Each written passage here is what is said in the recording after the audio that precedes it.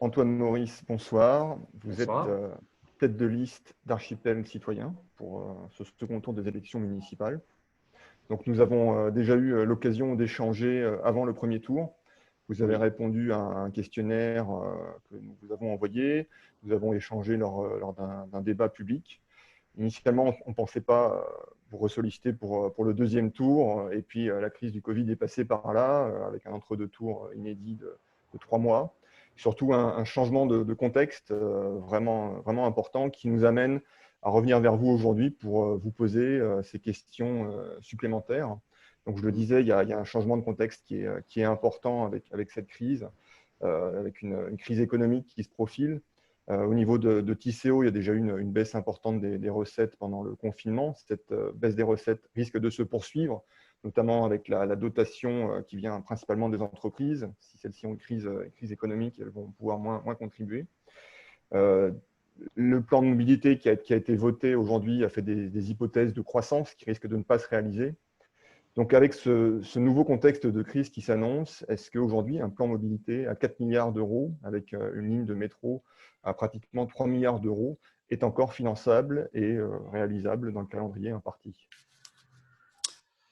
Alors, nous avons conscience en effet que la crise financière, qui est finalement même à venir, puisqu'on n'en a pas encore mesuré tous les effets, va évidemment impacter fortement le financement de nos collectivités, et en l'occurrence de Tisséo. Et nous partageons d'ailleurs l'analyse faite de la baisse probable des recettes de l'ordre dans 60% par rapport au budget initial. Donc nous savons en effet que nous allons avoir une problématique financière. Et d'ailleurs, on avait déjà apporté de toute façon, de manière globale, nous, l'objectif de poser à notre arrivée aux responsabilités, si les Toulousains nous font confiance, un audit financier en plus consolidé, Ville de Toulouse, Toulouse Métropole et Tisséo, parce que nous sommes convaincus qu'il faut avoir cette vision globale aussi demain pour mener les politiques que nous souhaitons pour le territoire.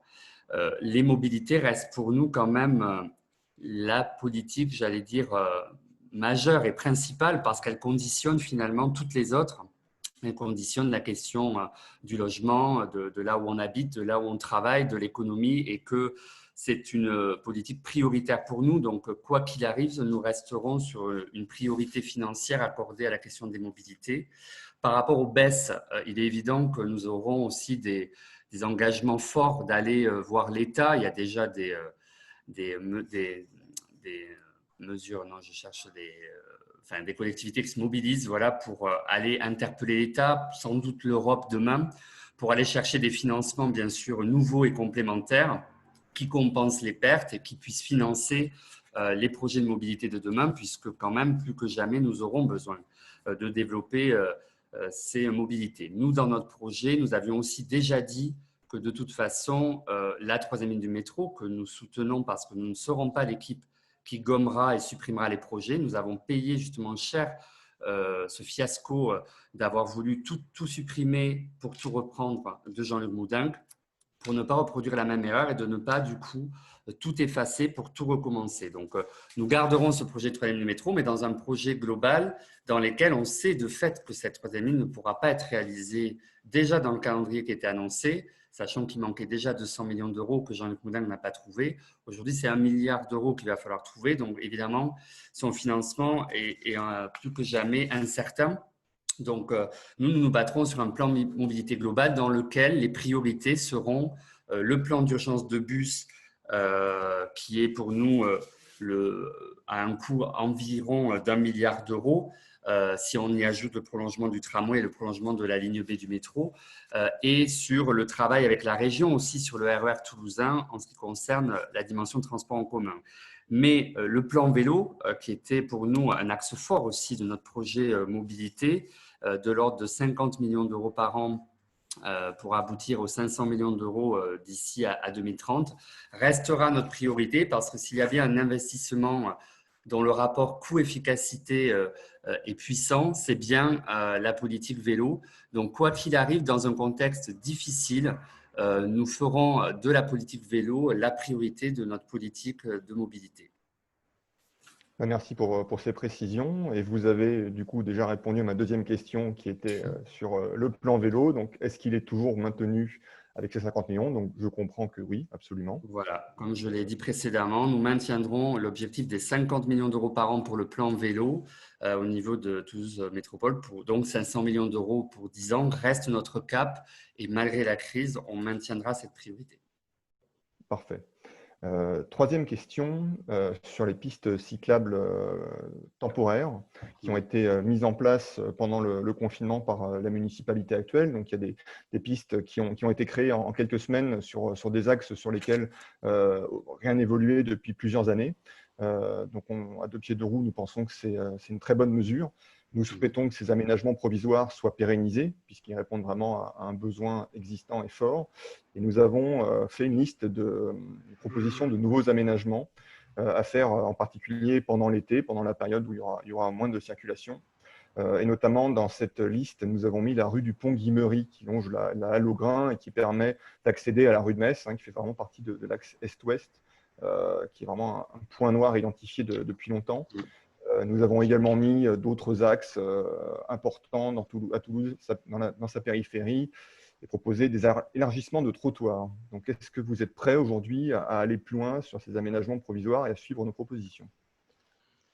Oui, alors déjà, le mouvement Archipel citoyen, dans sa philosophie de construire avec les habitants, avec les acteurs qui ont les compétences, qui ont les usages, c'est déjà grandement inspiré de votre travail, du travail de l'association de Pieds de Roue pour établir notre propre proposition de politique cyclable pour Toulouse et son agglomération. Donc, déjà confirmer que nous entendons, si nous sommes élus, travailler en étroit partenariat avec vous, justement pour maintenir ce bénéfice de l'expertise que vous avez au sein de l'association et qui est précieuse. On a vu en effet qu'à travers la crise du urbanisme tactique, a été l'occasion, même si c'est pour des raisons forcées, de faire bouger des lignes et on s'en réjouit d'un nouveau partage de l'espace public. Et d'ailleurs, on a pu voir que les voies qui ont été choisies par l'équipe en place étaient déjà sur des axes, en effet, que vous aviez repérés comme étant prioritaires en termes d'espace public à redistribuer.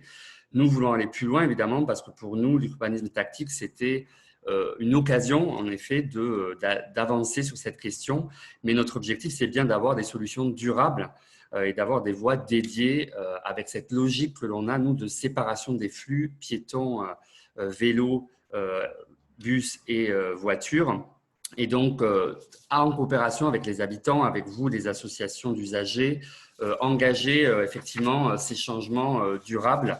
Donc oui, nous voulons nous inscrire dans la logique du travail que vous avez engagé, qui rejoint nos propositions et construire avec vous ces pérennisations de pistes cyclables sécurisées, de trottoirs élargis dans cette logique de séparation des flux. D'accord, merci. Alors, quatrième question, au mois de mai, il a été décidé par l'équipe actuelle de passer tout l'hypercentre en zone de rencontre. Donc, la zone de rencontre, c'est une limite de vitesse générale qui a baissé à 20 km/h. Une zone où le piéton peut marcher n'importe où, en fait, y compris sur la chaussée, et où il est prioritaire par rapport au cycliste, qui lui-même est prioritaire par rapport à la voiture. Aujourd'hui, cette zone de rencontre, elle a été mise en place. J'ai plus de vidéo de votre part. Je ne sais pas si c'est voulu. Ouais, pardon, j'ai un problème. Bon, je reviens. Cette zone de rencontre a été mise en place de manière principalement réglementaire, c'est-à-dire qu'il y a des panneaux qui ont été mis à l'entrée de la zone, il y a eu des logos qui ont été peints au sol, mais il n'y a pas eu ni de suppression du trafic de transit, ni de suppression de stationnement en surface. Donc nous souhaitons aller plus loin sur ce projet de zone de rencontre avec donc une suppression du trafic de transit, à commencer par le Pont Neuf, qui est vraiment emblématique pour nous, sur lequel nous sommes mobilisés depuis plusieurs années. Également sur les trafics de transit nord-sud, et ainsi la suppression du stationnement en surface, à commencer par les rues de la République et la rue de Zène, pour avoir des trottoirs élargis. Et à moyen terme, nous souhaitons qu'en fait tout l'hypercentre devienne une zone à trafic limité, donc avec un accès automobile qui soit réservé aux riverains, aux professionnels, aux livraisons et aux urgences. Donc, êtes-vous d'accord avec ces propositions ? Oui, d'abord, dire quand même que cette zone de rencontre, en effet, qui a été annoncée assez hâtivement et dans ce contexte de crise du Covid, mais aussi quand même de campagne électorale un peu déguisée, a montré quand même que la majorité le faisait un peu par opportunisme et surtout en termes de communication, parce que vous l'avez vous-même relevé, il y a des panneaux, il y a du marquage à des endroits, mais en réalité, tout n'a pas été fait pour que ce soit réellement applicable et effectif. Par ailleurs, nous pensons que les zones de rencontre doivent rester plutôt une exception quand justement on est dans une zone où on ne peut pas séparer clairement les flux, notamment cyclistes et piétons.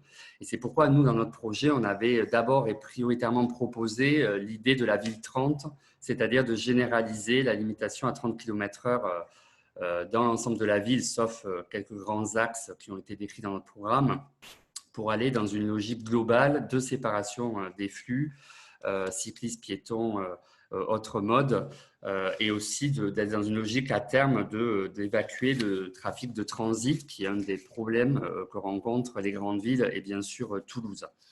Donc nous préférons vraiment travailler, et avec vous là aussi, autour de la situation actuelle, cette question de séparer les flux aujourd'hui hétérogènes et avoir une séparation nette et durable des flux partout où c'est possible, en réservant les zones de rencontre vraiment aux exceptions, moyennant un balisage qui soit clair et précis.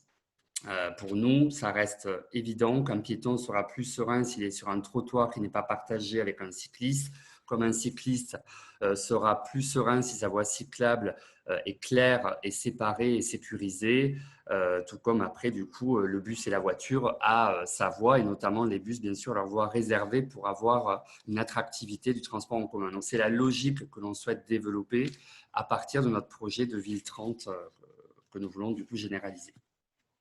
D'accord. Et alors, du coup, sur l'hypercentre, par rapport à nos propositions de suppression de trafic de transit, stationnement en surface.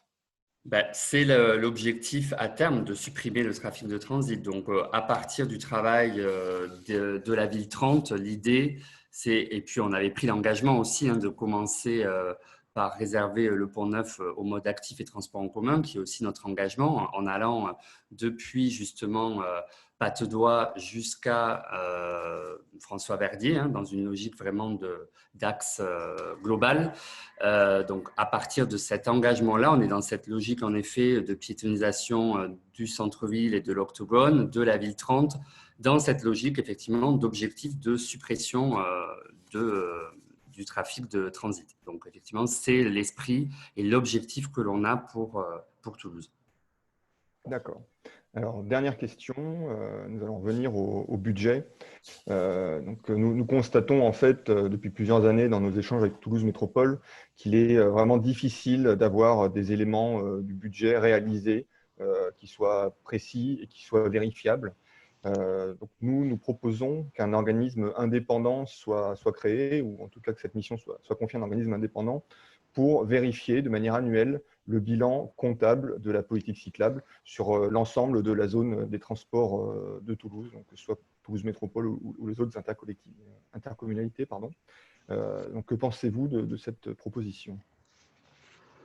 Déjà, nous, sur cette question des finances et de la transparence qu'on peut relever nous-mêmes, ou moi qui suis élu d'opposition aujourd'hui, une des façons que l'on a à l'avenir de faire en sorte que la question des budgets, des finances, des bilans soit transparente et partagée, c'est déjà notre proposition de donner, si nous sommes en responsabilité, la présidence des commissions finances, que ce soit à la ville, à la métropole, et donc sur Tisséo, à un membre de l'opposition. Donc déjà, on souhaite être beaucoup plus transparent sur les politiques qui sont menées, sur la question budgétaire et donc de fait sur les bilans. Sur cette question-là, ce n'était pas forcément une proposition que nous avions, mais nous sommes prêts à étudier l'idée, en effet, d'avoir un organisme indépendant si nécessaire, en plus de cette transparence qu'on veut afficher dans le fait de donner les présidences de commission finances aux élus d'opposition dans l'ensemble des collectivités.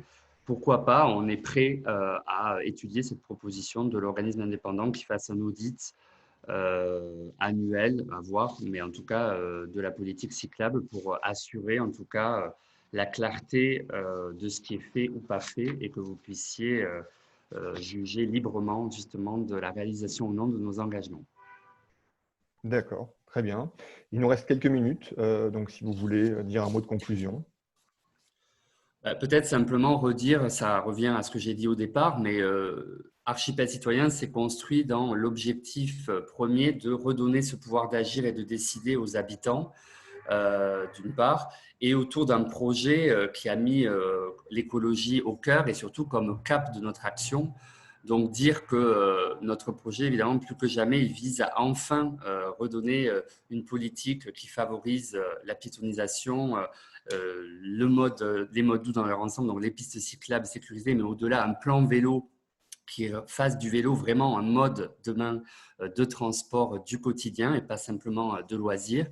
Et qu'autour de ça, fort de cette volonté d'associer tout le temps les habitants à toutes les phases d'évaluation, de proposition, de co-construction et même de décision, vous redire que de la même manière que l'on a construit notre projet aussi en s'appuyant sur vous, nous aurons à cœur de vous, pendant le mandat, de faire ce travail avec vous, avec les usagers, de co-construction des politiques, de vous donner cette capacité en effet d'évaluer aussi et de faire ce retour en toute liberté. Les contre-pouvoirs sont pour nous une force et non une faiblesse, et du coup que nous avons hâte, si les Toulousains nous font confiance, de changer d'air à Toulouse autour d'une écologie heureuse, sociale et populaire où les piétons et les vélos auront enfin toute leur place.